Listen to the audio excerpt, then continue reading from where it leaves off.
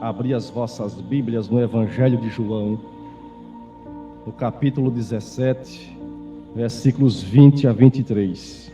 Deixe a Bíblia aberta. Nós leremos o texto daqui a pouquinho. O Evangelho de João, no capítulo 17, a partir dos versos 20 a 23. Meus irmãos, nós temos aqui a ausência de alguns irmãos, mas nem por isso eu vou tratar de um assunto que eu gostaria de tratar com todo mundo, começando a partir de hoje, que é falar sobre uma questão muito importante, interna, relacionado à nossa congregação, relacionado ao nosso trabalho aqui na cidade de Campo Grande, Alagoas.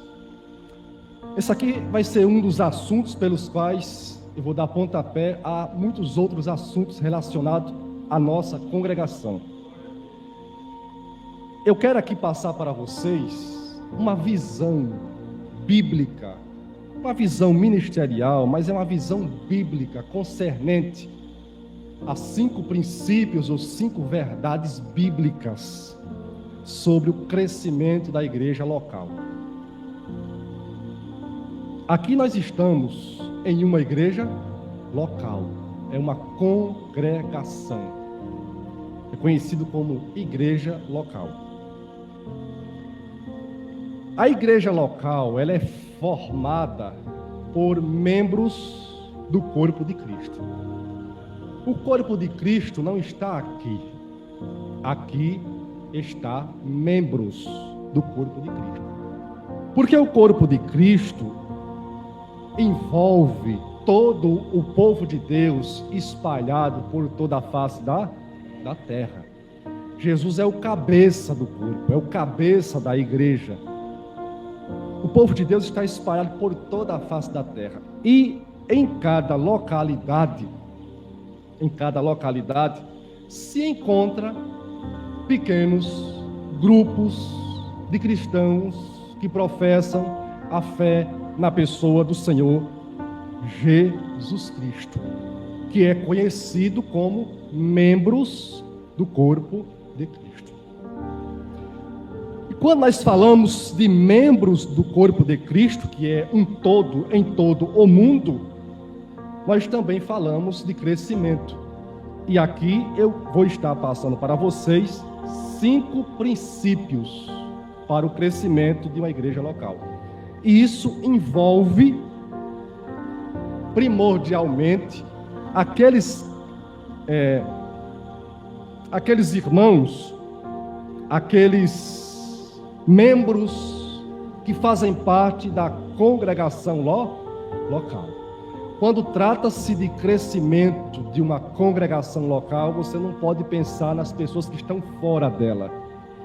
Você tem que pensar nas pessoas que estão dentro dela, que já fazem parte dela, que já estão congregando, que já estão na presença de Deus, que já estão ouvindo o Evangelho e caminhando com Cristo. Vai ser uma série de mensagens. São 5 mensagens, e hoje nós vamos aprender o primeiro princípio dessas 5 mensagens, dessa série de mensagens sobre o crescimento da igreja local. Qual é o primeiro princípio para o crescimento da igreja local? Eu gostaria que vocês prestassem bem atenção, porque isso aqui é de suma importância para o nosso entendimento como membros dessa igreja local. Qual é o primeiro princípio para o crescimento de uma igreja local? A unidade na igreja. A unidade na igreja. E eu vou explicar isso aqui. Esse aqui é o nosso primeiro princípio, a nossa primeira verdade, pela qual vocês vão estar por dentro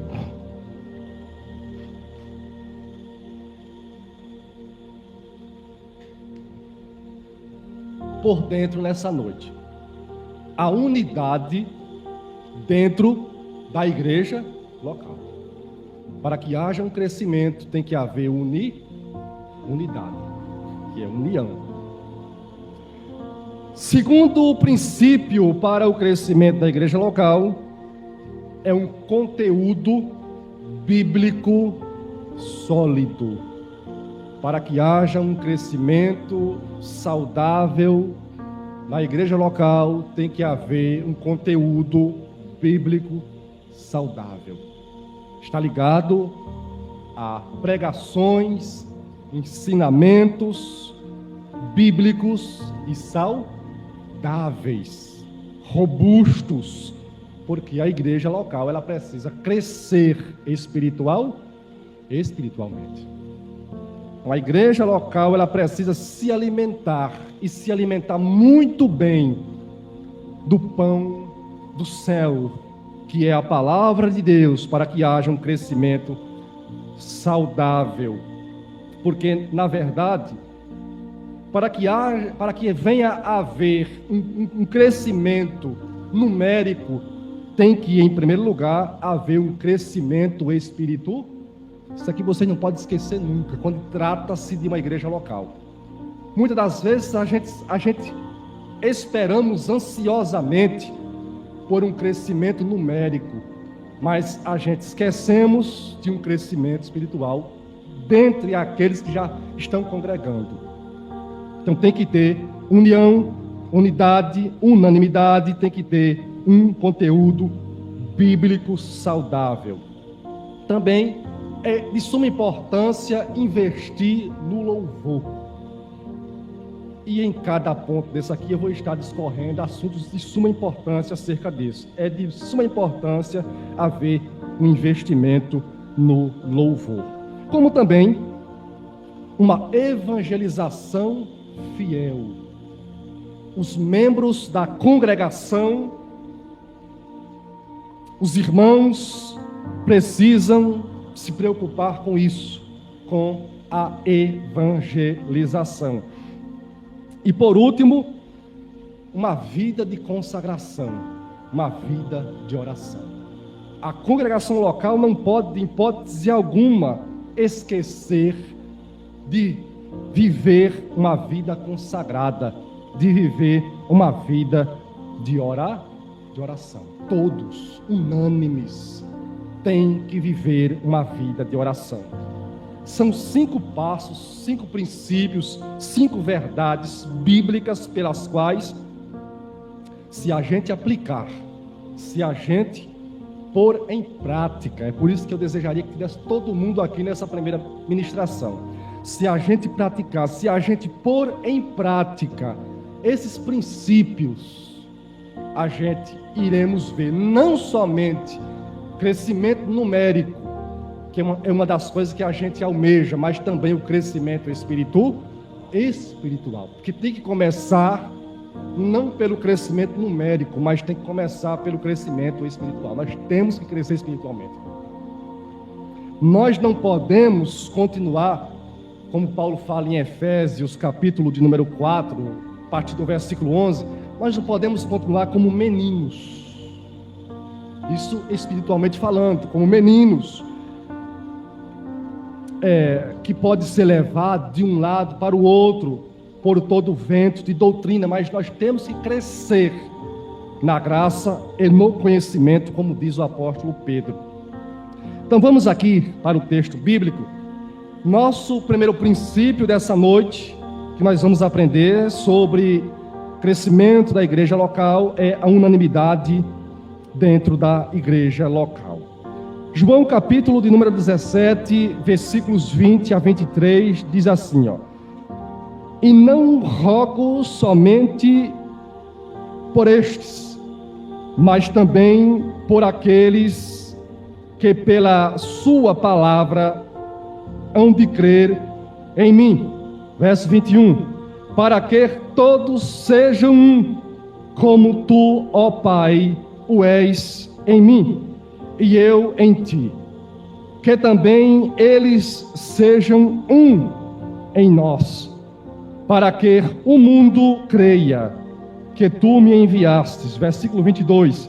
E eu dei-lhes a glória que a mim me deste, para que sejam um, como nós somos um. 23. Eu neles e tu em mim, para que eles sejam perfeitos em unidade, e para que o mundo conheça que tu me enviastes a mim, e que os tens amado a eles, como me tens amado a mim. Então nós temos aqui, tratando-se desse ponto, a unanimidade na igreja local, primeiro princípio para o crescimento da igreja, um mandamento e uma oração de Jesus. Se você ler o capítulo 17 do Evangelho de João, aqui Jesus, ele está fazendo a conhecida oração sacerdotal. Se você não sabia, você vai ficar sabendo hoje. Jesus, ele é um sumo sacerdote, não segundo a ordem arâmica, mas segundo a ordem de Melquisedeque.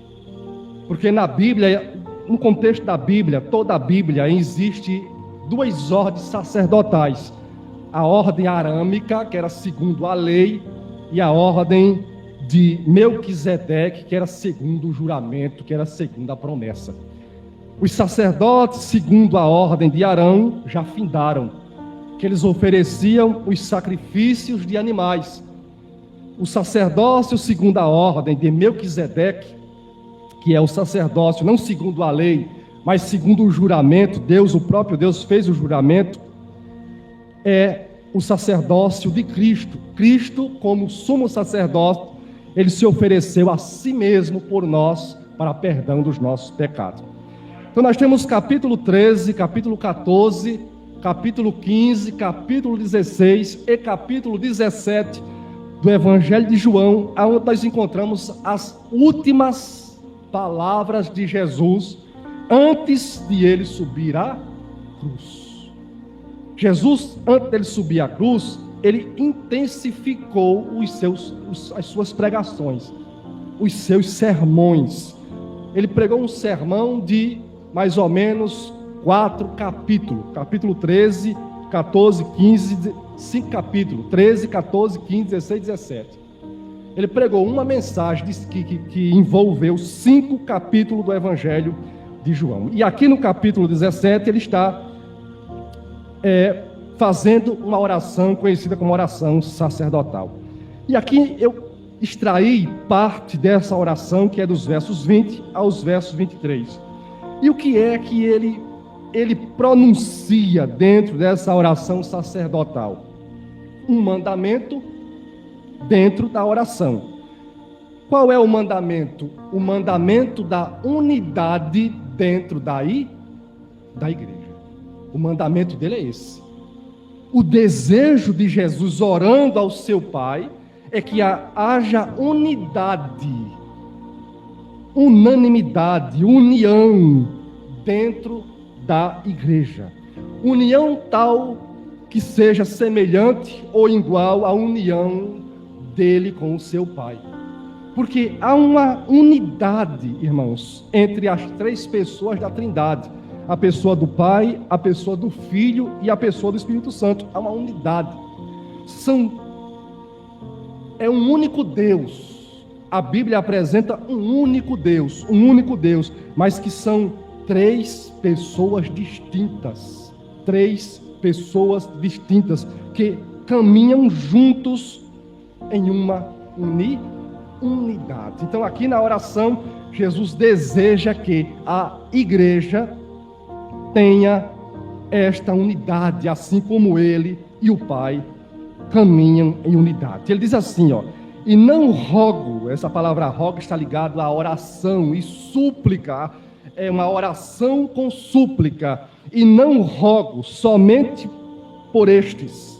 O que significa essa palavrinha por estes? está ligado aos primeiros discípulos, aos apóstolos, aquelas primeiras pessoas que ouviram a pregação do Evangelho e creram nela, que foi os discípulos, que foi os apóstolos. É por isso que ele diz, e não rogo, aqui rogar ao Pai, suplicar ao Pai, orar ao Pai, e não rogo somente por estes, os discípulos dele, os 12 discípulos, aqueles que criam nele, ali no momento onde ele estava ali orando ao Pai, mas também por aqueles que, pela sua palavra, há de crer em mim. Quem são aqueles? Aqueles aqui são todas as pessoas do passado, que já passaram, nós, hoje, e todas as pessoas que vierem no futuro. Até que Cristo volte para buscar a sua igreja, a sua palavra, o seu evangelho vai estar sendo o quê? Pregado. E pessoas vão estar ouvindo o evangelho e vão estar crendo em Jesus. Então Jesus faz a oração não somente pelos seus discípulos, mas também ele faz a oração por todas as pessoas ao decorrer da história, passado, presente e futuro. E aqui, meus irmãos, eu quero destacar algo muito importante no versículo de número 20, onde ele fala que não ora, não roga, não suplica somente pelos discípulos originais lá em Jerusalém, mas por muitos outros que viriam depois.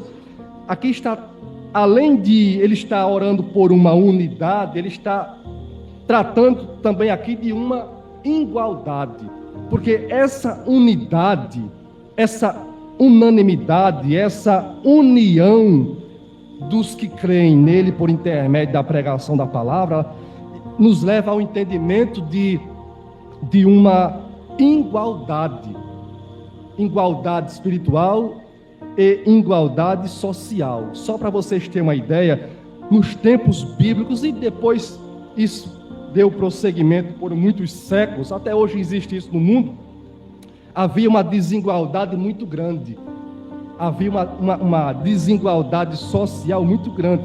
Só tinha valor quem tinha alguma coisa, alguns recursos financeiros. Quem não tinha nada, nenhum recurso financeiro, não tinha valor nenhum.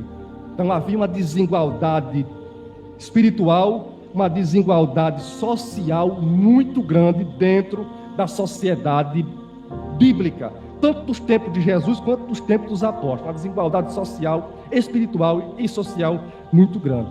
E Jesus, vindo com essa mensagem de união, acabou ou começou a acabar com essa desigualdade, porque dentro da igreja do Senhor Jesus, dentro da comunidade de fé, não existe maior e não existe menor, não existe rico, não existe pobre, ou seja, todos são iguais. Isso aqui foi algo extremamente importante na vida da sociedade, na vida da igreja, porque pessoas que eram maltratadas, pessoas que eram desprezadas, pessoas que eram marginalizadas na sociedade, recebeu apoio da igreja, recebeu conforto da igreja, recebeu auxílio de parte da igreja.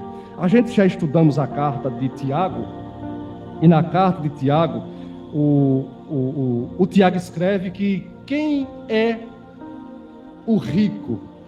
Quem são os ricos, senão aqueles que são ricos na fé?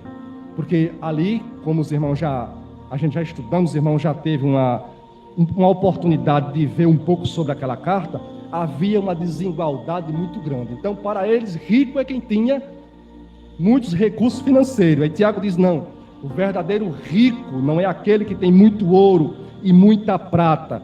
O verdadeiro rico é aquele que tem fé na pessoa de Jesus Cristo. Isso aqui está levando o quê? Uma igualdade.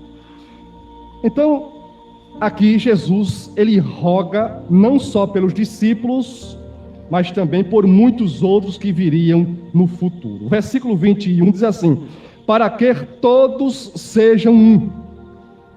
E aqui, nesse para que todos sejam um, tem uma mensagem muito forte lá no Evangelho, ou melhor, na carta de Paulo aos Efésios, no capítulo de número 2, onde fala que Cristo ele veio para derrubar uma barreira.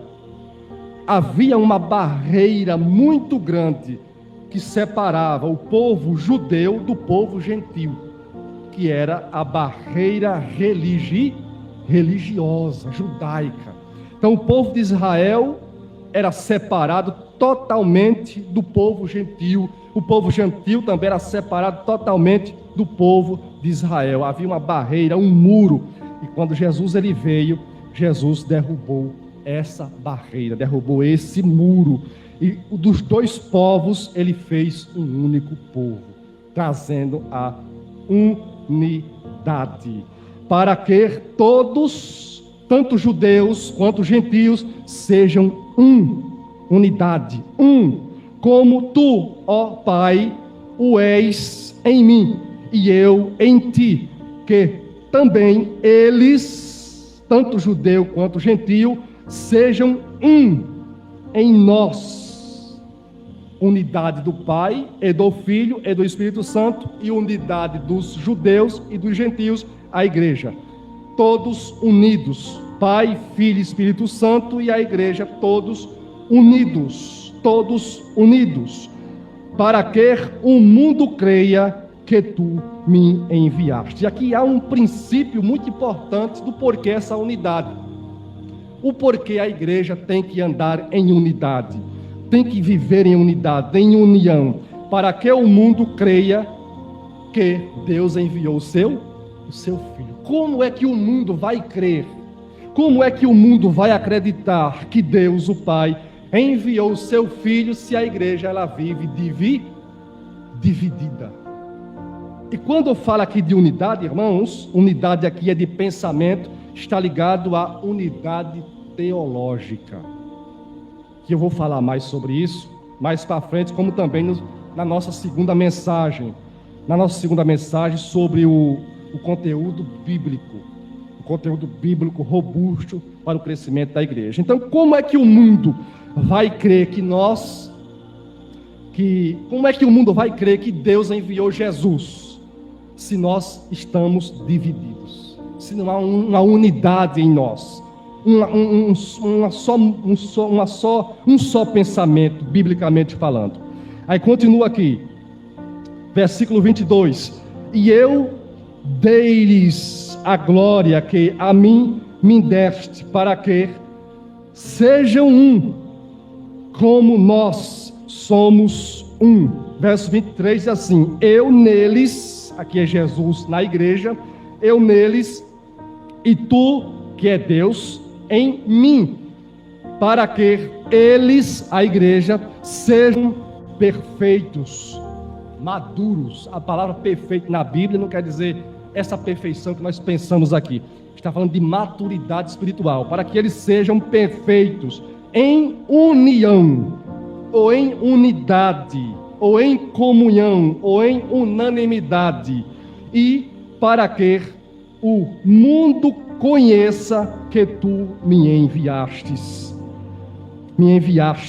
a mim, e que os tens amados, e eles como me tens amado a mim. Como é que o mundo vai crer que Deus enviou Jesus? Como é que o mundo vai conhecer que Deus enviou Jesus? Se a igreja estiver o quê? Unida.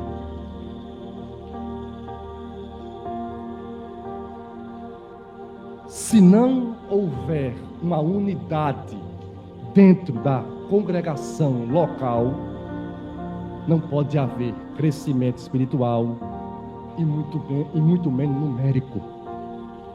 Que diferentemente de algumas visões, de algumas denominações que só pensam no crescimento numérico, e com isso eles criam muitos métodos, muitas invencionices humanas para que cresça numericamente, sem se importar com o crescimento saudável da congregação. Então, muitos por aí só pensam no número, na quantidade numérica de pessoas. Essa é uma verdade. Eu tenho um pouco de experiência com o movimento religioso, evangélico. Muitos só pensam na numericilidade, na quantidade, no número, mas não estão nem aí para o crescimento espiritual da igreja. E nós temos que nos importarmos primeiramente com o crescimento espiritual, para depois nós podermos colher o crescimento numérico, o crescimento na quantidade. Então aqui, na unanimidade na igreja local para o crescimento, Jesus ele deixa um mandamento na sua oração de que a igreja tem que estar unida, tem que andar em unidade, para que o mundo creia, para que o mundo conheça que de fato Deus enviou Jesus a este mundo para salvar todo aquele que nele crê. Segundo, o Espírito Santo produz a unidade na igreja local. Existe um responsável, existe um mandamento. Jesus deixou um mandamento que nós temos que sermos unidos, que nós temos que andar em unidade, mas existe um responsável para esta unidade na igreja local, que é o Espírito Santo. O Espírito Santo, irmãos, ele habita. O que significa a palavra habita? Aqui vem de habitação, é morar. O Espírito Santo, ele mora nos membros do corpo de Cristo. Existem dois entendimentos dentro da Escritura, dentro do Evangelho. O primeiro entendimento é que o Espírito Santo habita, o Espírito Santo mora dentro de cada um de nós. Deus, ele habita em nós espiritualmente. E um segundo entendimento é que ele está no nosso meio, ou ele está presente no nosso meio. Quando a congregação se reúne para louvar a ele, para render graças a ele, para adorar a ele, para se alimentar a sua palavra, ali ele está no meio da sua congregação, no meio da sua igreja. Então, o responsável a unidade dentro da igreja é o Espírito Santo. Efésios capítulo 4, versículos de 1 a 6, diz assim: portanto, como prisioneiro, aqui é Paulo que escreveu, portanto, como prisioneiro no Senhor, suplico-lhes. O apóstolo Paulo faz uma súplica aos irmãos ali da igreja de Éfeso. Aqui a palavra suplico-lhes está ligado, é o mesmo significado da palavra rogo, ou rogo. Jesus diz, e não rogo. Quer dizer, Jesus diz, e não suplico somente por estes, mas por aqueles. Então Paulo diz, o apóstolo Paulo diz, suplico-lhes, portanto, como prisioneiro no Senhor, suplico-lhes que vivam de modo digno do chamado que receberam, Paulo está dizendo, eu suplico a vocês, eu faço uma súplica, eu rogo a vocês, que vocês já foram chamados por Cristo. Cristo já chamou vocês. Então vocês andem de modo digno do chamado de vocês. Andem de modo digno do chamado de vocês. Versículo 2 diz, sejam sempre humildes e amáveis, tolerando pacientemente uns aos outros em amor. Versículo 3 diz, façam tudo o possível para se manterem unidos. Paulo diz, façam todo o possível para se manterem unidos. Para se manterem unidos no Espírito espírito no espírito, ligados pelo vínculo da paz. Paulo quer dizer o seguinte aqui: eu suplico a vocês que já foram chamados por Cristo, eu suplico a vocês que já fazem parte do corpo de Cristo, eu suplico a vocês que são membros do corpo de Cristo, vocês são chamados, vocês já foram chamados, e vocês têm que fazer o possível para se manterem unidos. Para se manterem unidos. Agora veja, no Espírito. A vontade do Espírito Santo é que a igreja dele, é que o povo pelo qual ele habita, se mantenha o quê? Unido. Se mantenha unido, ligados pelo vínculo da paz. O versículo 4 diz assim: pois há um só corpo e um só Espírito, Espírito Santo com E maiúsculo, assim como vocês foram chamados para uma só esperança. Verso 5: há um só Senhor, uma só fé, um só batismo. Verso 6: um só Deus e Pai de todos, o qual está sobre todos, em todos e vive por meio de todos. Agora eu quero chamar a atenção de vocês aqui para a palavrinha que está aqui no a frase que está aqui no versículo 23, que é importante eu chamar a atenção de vocês para esse detalhe aqui. No versículo 20, ou melhor, no versículo 3, Efésios 4, 3. Façam tudo ou todo o possível para se manterem unidos no Espírito, ligados pelo vínculo da paz. Que todo possível é esse para se manter unidos? Que todo possível é esse? No versículo 2, Paulo vai dizer o que é que nós temos que fazer. Que todo possível é esse? Que todo o possível é esse para que nós nos mantenhamos unidos. Mantenhamos unidos. Que todo o possível é esse? Porque há possibilidade, e Paulo deixa isso bem claro aqui, há possibilidade de haver uma dissensão muito grande dentro da congregação local. Há a possibilidade de haver uma dissensão muito grande dentro da congregação local. O que é dissensão? Divisão. Cada um pensa uma coisa diferente. Cada um pensa o que quer, ou o que realmente deseja pensar. Quando a gente lemos 1 Coríntios, capítulo 1, nós vamos ver ali dentro da igreja de Corinto uma divisão muito grande. Havia 4 grupos de pessoas. Uns diziam, eu sou de Paulo. Outros diziam, eu sou de Pedro. Outros diziam, eu sou de Apolo. E outros diziam, eu sou de Cristo. Tinha um grupo que dizia, eu não creio no que Paulo, Pedro e Apolo pregam. Eu só creio no que Cristo pregou. E o que Paulo, Pedro e Apolo pregavam era o quê? Senão a palavra de Cristo. Aí outro dizia, não creio no que Pedro e Apolo pregam, eu só creio no que Paulo prega.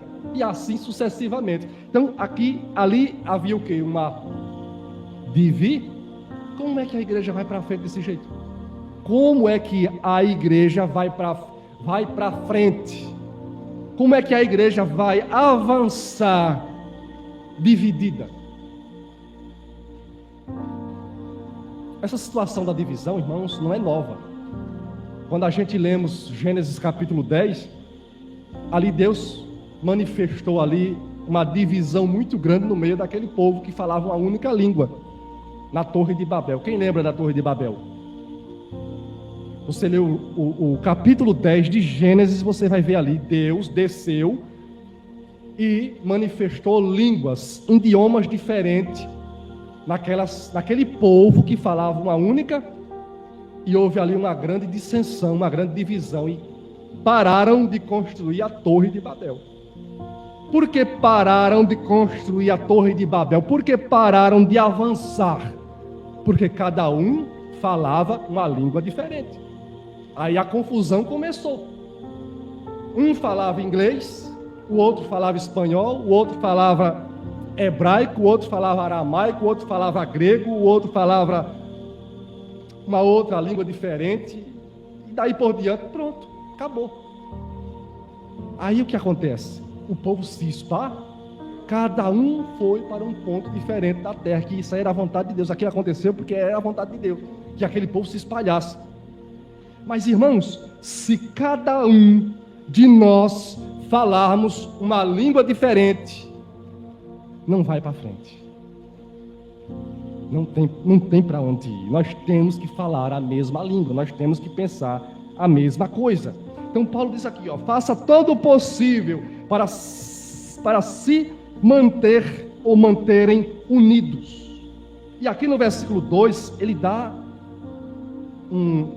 para nós aqui uma condição para nós nos mantermos unidos. Para nós sermos unidos e nos mantermos unidos. Primeiro, ele diz assim, sejam sempre humildes. Dentro da igreja local tem que haver o quê? Humildade. O que quer dizer humildade? Humildade está ligado não a uma pessoa que anda maltrapilha. Não.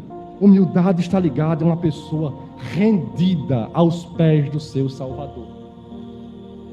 Será que eu sou uma pessoa rendido aos pés daquele que me chamou? Como Paulo fala aqui.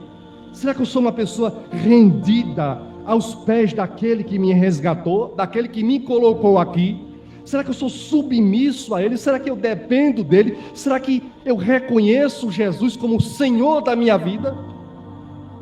Porque a ausência de humildade é o quê? Orgulho, soberba, prepotência. A ausência da humildade é a superioridade. É eu querer ser maior que o irmão Júnior. É o irmão Júnior querer ser maior do que Luiz. É Luiz querer ser maior que Carlinhos. E sucessivamente. Então, a humildade é um remédio muito forte para que a igreja local mantenha-se o quê? Unida. Quando você reconhece que só existe um grande aqui, eu reconheço, você reconhece, nós reconhecemos, isso é humildade. Eu só tenho um Senhor que é Jesus Cristo. Começa por aí. Nós reconhecemos que só tem um Senhor. Começa por aí. E ele diz mais: humildes e amáveis. A pessoa que é amável é porque o amor de Deus já se manifestou na vida dela. A pessoa que é uma pessoa amável é porque o amor de Deus já se manifestou na vida dela. Então nós temos que ser pessoas amáveis. Amar uns aos outros.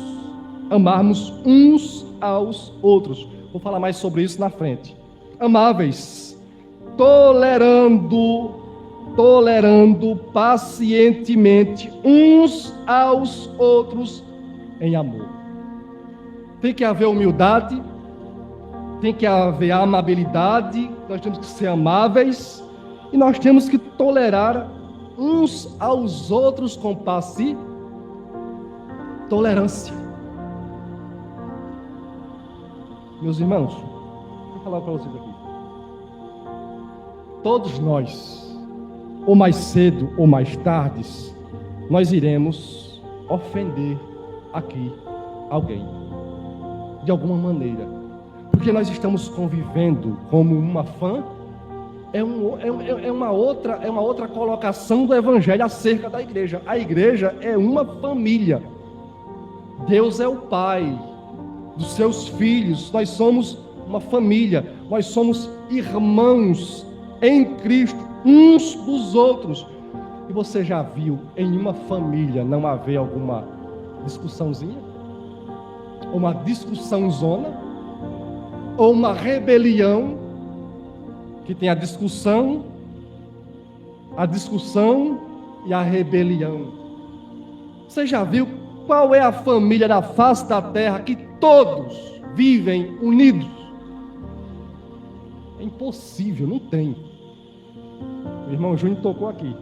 Foi o irmão Júnior, se não estiver enganado, sobre a família de Jesus. Foi agora? O próprio Jesus foi chamado de louco pela sua própria família. O próprio Jesus, por muito tempo, os seus irmãos não criam nele. Ou seja, a sua própria família não davam credibilidade a ele. Falando da família. Não estou nem falando aqui dos judeus, porque uma boa parte do povo judeu rejeitou Jesus.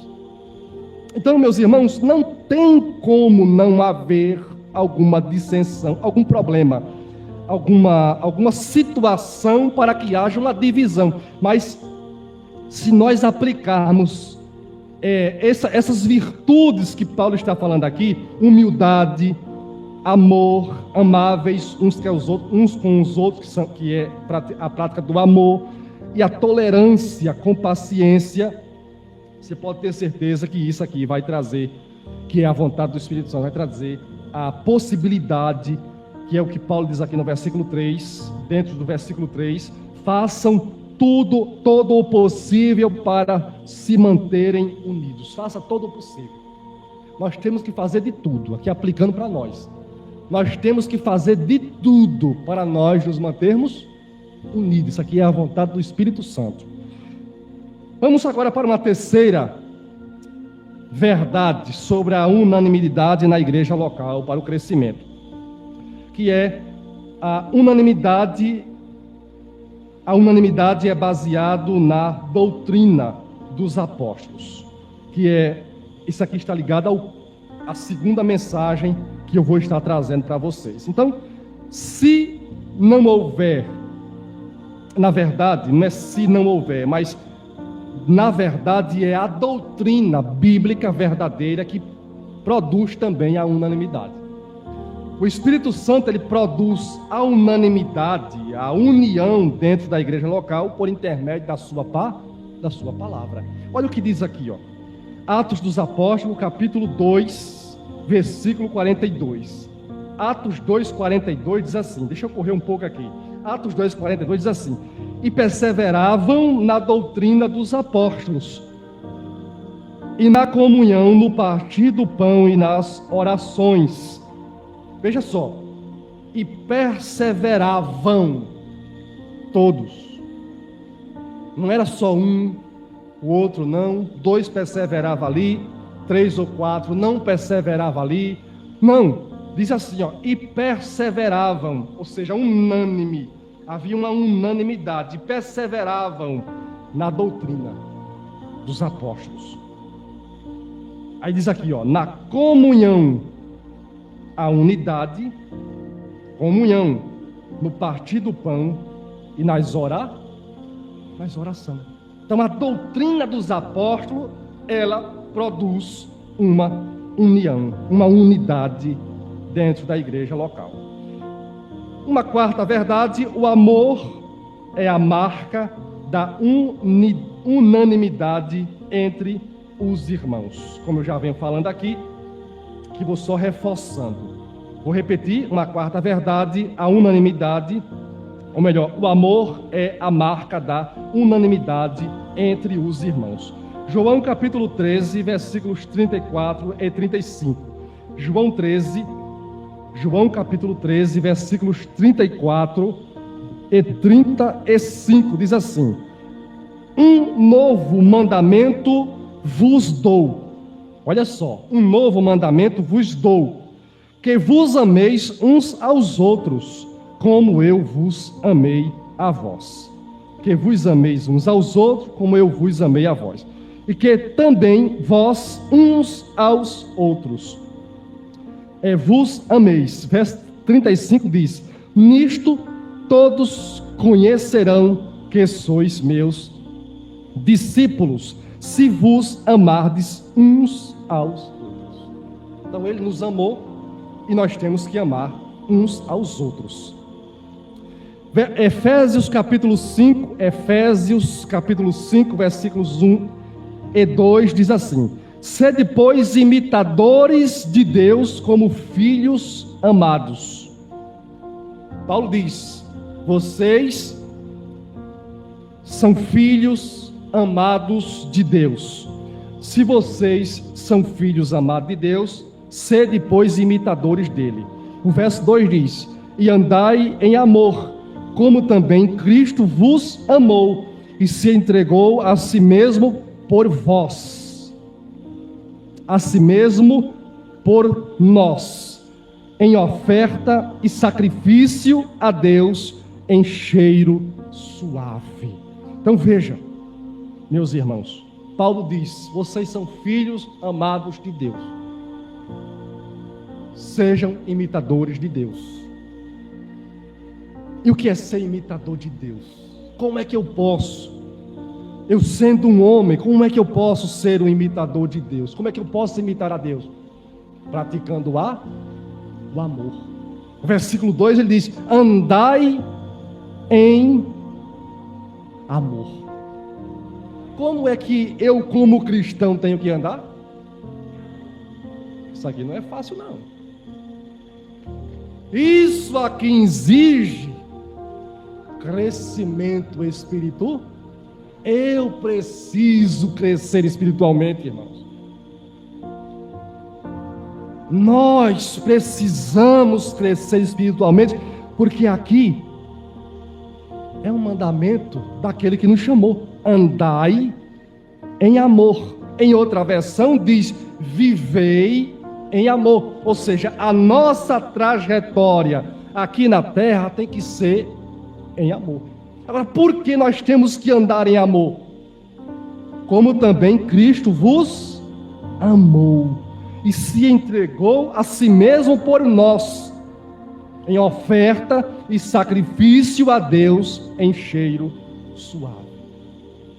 Por que é que eu tenho que andar em amor? Porque alguém já me amou primeiro e já se entregou por mim primeiro na cruz do Calvário. Ah, mas eu não posso amar fulano porque o que ele fez comigo é muito grave, é gravíssimo. Eu não posso andar em amor. Você, Paulo, me perdoe, mas eu não posso andar em amor porque eu vivo em um mundo de injustiças, e eu não posso amar fulano, Beltrano. A ofensa é muito grande. Eu fui muito ofendido, não posso amar. Eu tenho que odiar. Porque naturalmente é assim. Não é? Nós olhando naturalmente é assim. Se com ferro fere, com ferro, essa aqui era a lógica da lei. Se você machuca, você será machucado. Se você quebra, você será quebrado. Se você mata, você morre. Você sabia que a Bíblia, no Antigo Testamento, tinha a pena de morte? Tinha a pena de morte. Havia a pena de morte. Então, naturalmente, se a gente for olhar na lógica natural, eu não vou andar em amor. Mas isso aqui, irmãos, é um nível muito elevado. Isso aqui, Paulo está tratando de um nível espiritual elevado, que é esse nível pelo qual Deus deseja que cada um de nós alcancemos, que é a maturidade, que é a perfeição. Andai em amor. Por que eu tenho que andar em amor? E quando se fala de amor, se fala de perdão. Quando se fala de amor, se fala de perdão. Por que é que eu tenho que andar em amor? Paulo vai dizer: eu vou andar em amor, como também Cristo me amou. Agora vamos raciocinar um pouquinho aqui. Vamos raciocinar um pouquinho aqui rapidamente, brevemente. Será que a ofensa do meu próximo é maior que a minha ofensa a Deus?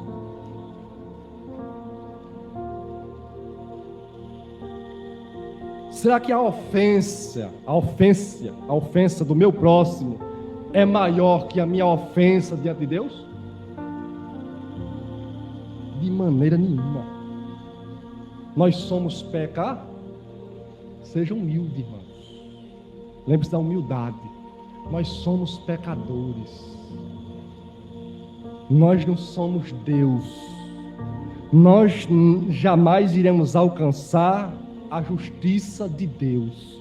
Nós jamais iremos alcançar a santidade de Deus. Nós jamais iremos alcançar os atributos incomunicáveis de Deus. Nós somos pecadores, tanto sujeitos a sermos injustiçados, como também nós somos sujeitos a cometer injustiça com qualquer um. Então a nossa ofensa diante de Deus é infinitamente maior que a ofensa do nosso próximo contra nós. Então, se Deus me amou através da pessoa de Cristo, se Cristo me amou e perdoou o meu pecado, quem sou eu para não andar em amor e não perdoar o pecado do meu próximo? Mas vamos dar prosseguimento aqui, senão eu não saio daqui. Então veja, sede, pois, imitadores de Deus como filhos amados, e andai em amor, como também Cristo vos amou, e se entregou a si mesmo por nós, em oferta e sacrifício a Deus em cheiro suave. Colossenses capítulo 3, versículo 12 e 14 diz assim: revesti-vos, pois, como eleitos de Deus, santos e amados, de compaixão, bondade, humildade, mansidão e paciência. Versículo 13 diz: sejam compreensivos uns com os outros e perdoem quem os ofendem. Lembrem-se de que o Senhor os perdoou, de modo que vocês também devem perdoar. Verso 14 diz: acima de tudo, revistam-se do amor que une todos nós em perfeita harmonia. Ele nos amou e nos perdoou. Nós devemos amar e nós devemos... Isso aqui é mandamento. Para quê, irmãos? Porque o amor é a marca da unanimidade dentro da igreja.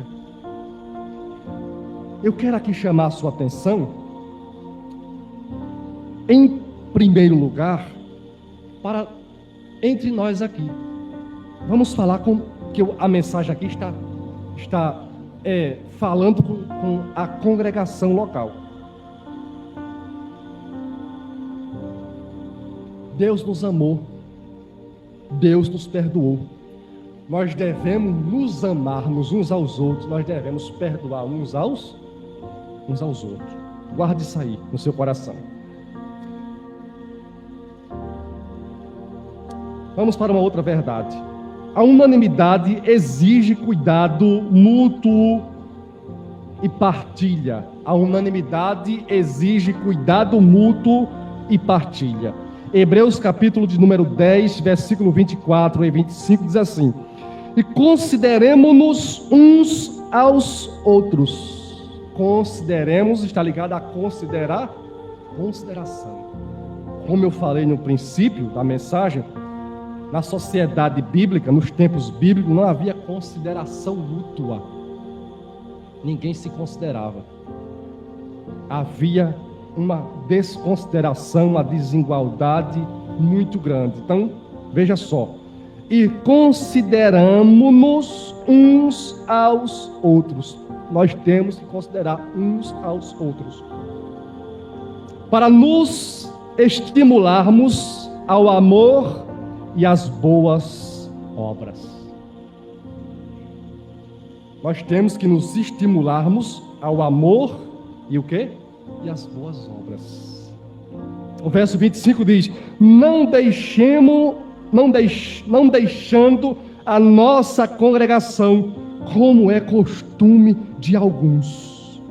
Antes, admoestemo-nos uns aos outros, e tanto mais agora, e tanto mais, quanto vedes que se vai aproximando aquele dia, que está referindo-se ao dia da vinda de Cristo. Então vamos observar algo muito importante aqui. Primeiramente, consideração. Uns aos outros. Em amor. Estimulando-nos em amor a prática das boas obras. E ele diz aqui, por que vocês estão deixando a vossa congregação? Por que vocês estão pensando em abandonar a vossa congregação? Qual é o motivo pelo qual vocês estão deixando de congregar? Esse ato aqui, irmãos, é um mandamento de Deus. Você sabia dessa? O ato do congregar é uma ordenança de Cristo. Em toda a história da igreja de Cristo, houve o quê? O ato do congregar, do reunir-se. Agora, reunir-se aonde? Em qualquer? Agora, o que faz a diferença aqui é isso. Que hoje não. Isso já vem de séculos, desde a partir do 4º século para cá, houve a instituição de construção de templos de pedra pela Igreja Católica. A Igreja primitiva, durante um século, nunca construiu um templo de quê? Um templo de pedra. A Igreja primitiva, ela começou no ano 30 do primeiro século, ano 30 até o ano 100, praticamente um século, não um século, mas mais de 3 séculos, século I, século II e século III, sem construção de templo. A partir do século IV, que a Igreja Católica começou a se institucionalizar, convertendo o Império Romano ao cristianismo, convertendo os gentios, o povo pagão, ao cristianismo, a Igreja Católica, juntamente com os imperadores Romano, Constantino, Licínio, eles transformaram a Igreja Católica, juntamente com Constantino, transformaram os prédios, os templos pagãos em templos cristãos.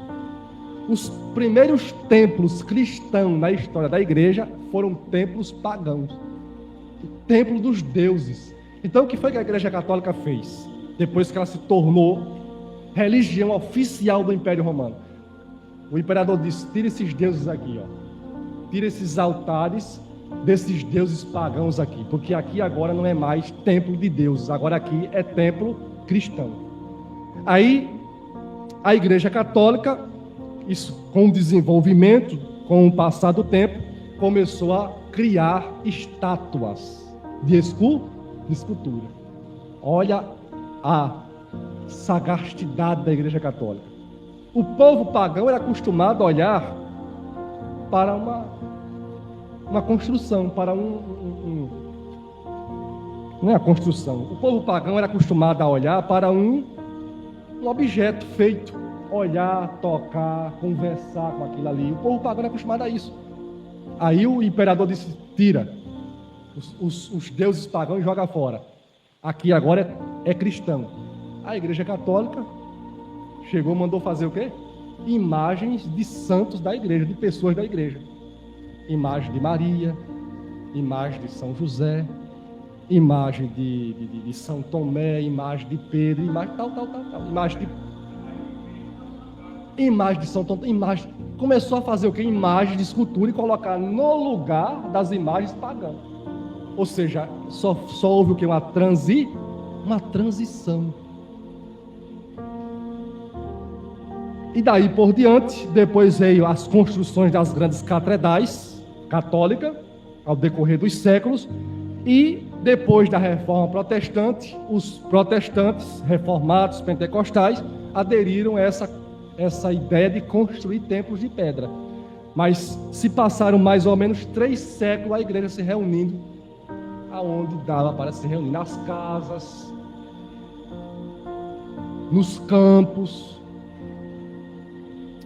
Existia um tempo da igreja subterrânea, que ele se reunia sem a presença, sem que a sociedade visse, porque eles eram um período de muita perseguição. Então, quando o escritor aos Hebreus diz: considerando-nos uns aos outros para nos estimularmos ao amor e às boas obras, verso 25, não deixando a nossa congregação. Quer dizer o quê? Não é não deixando de ir ao templo, é não deixando de se reunir. Se reunir para louvar a Deus, se reunir para pregar o Evangelho, pregar a palavra, para a comunhão do partir do pão, as orações, é uma ordenança do Senhor Jesus. Todo aquele que se converte a Jesus faz parte do povo de Deus, da família de Deus, dos membros do corpo de Cristo. Esses devem estar juntos, comungando da mesma fé, dos mesmos pensamentos, que é o nosso ponto aqui. Diz aqui no verso 25: não deixando a nossa congregação, como é costume de alguns irmãos estavam se afastando. Antes, admoestemo-nos uns aos outros, e tanto mais quanto vedes que se vai aproximando aquele dia. Admoestrando significa o quê? Animando uns aos outros. Por exemplo, um irmão aqui passa 30 dias sem vir aqui. Aí o irmão tem que lembrar daquele irmão. O que está acontecendo com aquele meu irmão que ele não veio aqui? Nós temos 2 irmãs que não estão vindo aqui. Não sei se vocês estão lembrados delas. Não estão vindo por questões de mas eu tenho contato com elas praticamente toda semana. Quando eu posso mandar uma mensagem, quando eu me lembro de mandar uma mensagem, elas mandam mensagem para mim, sempre mandam mensagem, que é a irmã Lourdes e a irmã Rosa. A irmã Rosa só não está aqui todos os domingos porque o seu galego sofreu um acidente, o irmão Júnior sabe, e não pode trazer ela não pode vir a pé, a irmã Rosa. E a irmã Lourdes, problema de saúde também. Então, veja, se você, irmão, ficar em casa, se você não tiver uma estrutura espiritual sólida nas Escrituras, se você não for uma pessoa que tenha conhecimento profundo do Evangelho, da Escritura, se você ficar em casa, você naufraga. Sim ou não? Você naufraga. Se você parar de estudar a Escritura e se você parar de orar, são 2 elementos fundamentais, cruciais na nossa vida espiritual. Se você parar de estudar a Escritura, de se alimentar da Escritura, se você parar de orar, já era. Então, nós temos que animar uns aos outros. A unanimidade exige cuidado mútuo e partilha. Nós temos que ter esse cuidado uns com os outros. Isso aqui é unidade. Nós temos que nos lembrarmos uns dos outros. Nós temos que orarmos uns pelos outros. Nós temos que estender a nossa mão uns para com os outros. Nós temos que estar atentos uns aos outros. Nós temos que, irmãos, termos esse cuidado mútuo e partilhar da nossa vida com os nossos irmãos. A unanimidade envolve decisões conjuntas com oração. A unanimidade envolve decisões conjunta com oração. Deixa eu ler esse texto aqui de Atos, capítulo 15, versículo 22. Atos 15, 22 diz assim: Então pareceu bem aos apóstolos e aos anciãos com toda a igreja eleger homens dentre eles e enviá-los com Paulo e Barnabé a Antioquia, a saber, Judas, chamado Barsabás, e Silas, homens distintos entre os irmãos. O que está acontecendo aqui? No capítulo 15, praticamente todo o capítulo 15, há um problema muito sério dentro da igreja em Jerusalém. Alguns judaizantes estavam entrando nas igrejas e transtornando a mente dos irmãos. O que é que esses judaizantes falavam? Se vocês não se circuncidar e não guardar a lei de Moisés, vocês não serão salvos. Isso começou a perturbar a mente dos irmãos. Que negócio é esse? Paulo, os apóstolos já pregaram o evangelho para nós, e eles disseram que a salvação é pela graça por meio da fé na pessoa de Cristo. Então, se eu creio em Cristo, eu sou salvo. Efésios capítulo 2, versículos 8 e 9. Se eu creio em Cristo, eu sou salvo. Como é que vem esses agora e diz que se eu não circuncidar e não guardar a lei de Moisés, eu não estou salvo? Aí começou o quê? Uma perturbação. Aí Paulo e Barnabé levam essa situação aos apóstolos em Jerusalém, que era Pedro, Tiago e João, e aos anciãos e à igreja em Jerusalém, e houve uma discussão muito grande. E a conclusão foi que a igreja não é obrigada a circuncidar e nem guardar a lei, coisa nenhuma. Aí, essa separação desses homens era para levar uma carta de Jerusalém para a igreja de Antioquia, para acalmar os irmãos, os ânimos dos irmãos que estavam perturbados, e dar ali algumas diretrizes pelas quais eles não deveriam praticar, que era comida sacrificada, comida sufocada, era a fornicação, a adoração a ídolos e daí por diante. Mas o que eu quero chamar a atenção de vocês é o seguinte: a igreja local, ela tem que estar unida para tomar decisões. As decisões dentro da igreja local não é o dirigente sozinho que toma, não, irmãos. Esse poder foi tomado da igreja há muitos séculos atrás, começando com a igreja católica, com a autoridade do Papa, dos bispos católicos.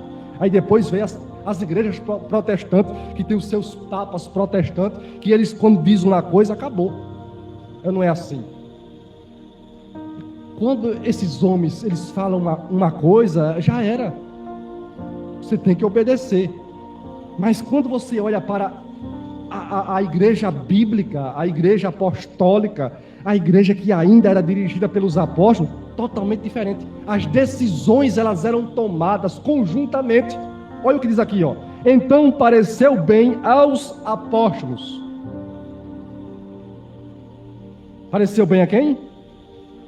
Os apóstolos, aos anciãos, aos presbíteros, com toda a igreja. Unidade é isso. Todos reunidos para resolver uma situação. Como é que não vai para frente um jeito desse? A unanimidade envolve decisões conjuntas em oração. Se há alguma causa a ser resolvida aqui, nós vamos orar unidos, vamos orar e vamos resolver unidos. Caminhando para o encerramento, a unanimidade atrai o crescimento da igreja local. A unanimidade atrai o crescimento da igreja local. E eu quero voltar aqui a Atos 2,42, que diz assim: e perseveravam na doutrina dos apóstolos, e na comunhão, no partir do pão e nas orações. Aí, continuando, eu não vou abrir a Bíblia agora por conta do nosso tempo, Atos 2,42 ao versículo 47. vai dizer que quando há unidade na igreja, o Senhor vai acrescentando dia após dia aqueles que vão sendo salvos. E por último, a unidade glorifica a Deus na igreja local. Quando há unidade dentro da igreja local, Deus é glorificado. Vamos ver esse texto aqui, eu encerro. Romanos capítulo 15, versículo 5 ao versículo 6 diz assim: Ora, o Deus da paciência e da consolação lhes conceda o mesmo modo de pensar, de uns para com os outros, segundo Cristo Jesus. Versículo 6: para que vocês unanimemente, ou unânimes e a uma só voz, glorifiquem o Deus e Pai de nosso Senhor Jesus Cristo. Então, meus irmãos, nós precisamos de sermos cada vez mais unidos. Nós precisamos cada dia mais vivermos em comunhão, crescendo na graça e no conhecimento, para que haja crescimento espiritual e crescimento numérico dentro da nossa congregação.